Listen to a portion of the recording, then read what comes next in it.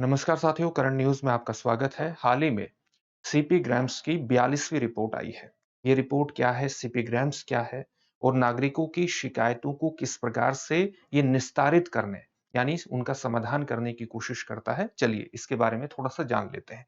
तो CP grams की सबसे पहले आपको फुल फॉर्म पता होना चाहिए। सीपी ग्राम्स, ग्राम का मतलब आप यहाँ ये मत समझ लीजिएगा कि किसी गांव से जुड़ी हुई व्यवस्था है।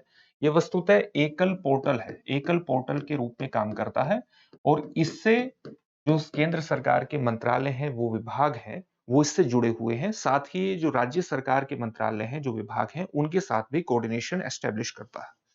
तो एक पोर्टल है जिसके माध्यम से नागरिक अपनी शिकायत कर सकते हैं किसी मंत्रालय से, किसी विभाग से या किसी भी सरकारी विभाग के बारे में। अगर आपको कोई भी शिकायत है तो इस पोर्टल के माध्यम से आप शिकायत दर्ज कर सकते हैं।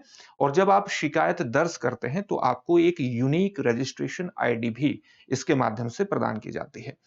इसको तैयार किसके द्वारा किया गया था? एनआईसी, राष्ट्रीय सूचना विज्ञान केंद्र के द्वारा इसको तैयार किया गया था और ministry of personnel public grievances and pensions के द्वारा सहायता प्रदान की गई थी इसको तैयार करने में। किसके अंतर्गत ये काम करता है? प्रशासनिक और लोक शिकायत विभाग के अंतर्गत ये काम करता है। चर्चा में क्यों आया है? चर्चा में इसलिए आया है क्योंकि हाल ही में इसकी 42वीं मासिक रिपोर्ट, जो मंथली रिपोर्ट है, वो मंथली रिपोर्ट आई है।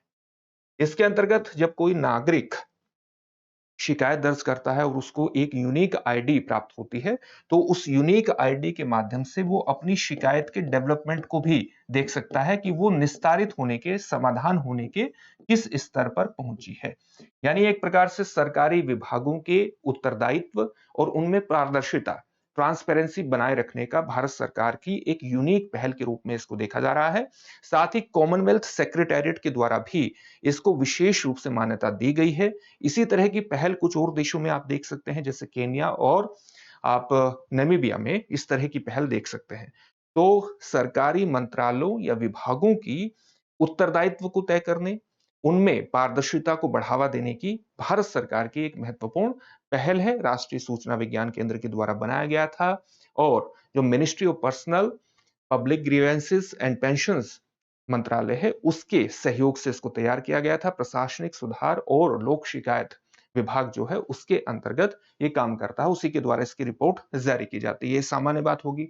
जो 42वीं रिपोर्ट आई है, मासिक रिपोर्ट, उसके अंतर्गत हमें पता चलता है कि 1 ये 42वीं रिपोर्ट अक्टूबर 2025 से संबंधित है।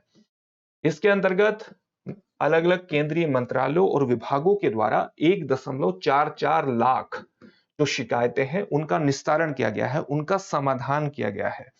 और इस समाधान के अंतर्गत भी आप देखेंगे कि जो औसत निस्तारण समय रहा है, यानी औसत समाधान समय रहा है किसी शिकायत को एक तरह से दूर करने का, वो 15 दिन इसके अंतर्गत रहा है। सबसे ज्यादा आप ये भी देख सकते हैं कि जो नए रजिस्ट्रेशन हुए हैं, नए लोगों के द्वारा जो शिकायतें दर्ज की गई हैं, उनकी संख्या कितनी है? लगभग 52,000 उनकी संख्या है। और सबसे ज्यादा जो रजिस्ट्रेशन हुआ है शिकायतों का, वो किस राज्य से हुआ है? उत्तर प्रदेश राज्य से हुआ है। तो एक महत्वपूर्ण रिपोर्ट है सीपी ग्राम्स की, या आप कह सकते हैं कि एक महत्वपूर्ण पहल है केंद्र सरकार की, जो कि मंत्रालयों और विभागों के उत्तरदायित्व को और उनमें कार्य प्रणाली की पारदर्शिता को एस्टेब्लिश करने का ये प्रयास करती है।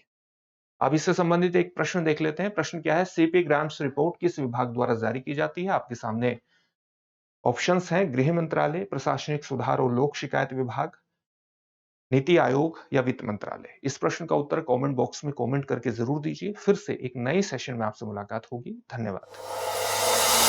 अब एग्जाम की तैयारी को और बेहतर करने के लिए हमारे चैनल को लाइक, शेयर और सब्सक्राइब करना ना भूलें।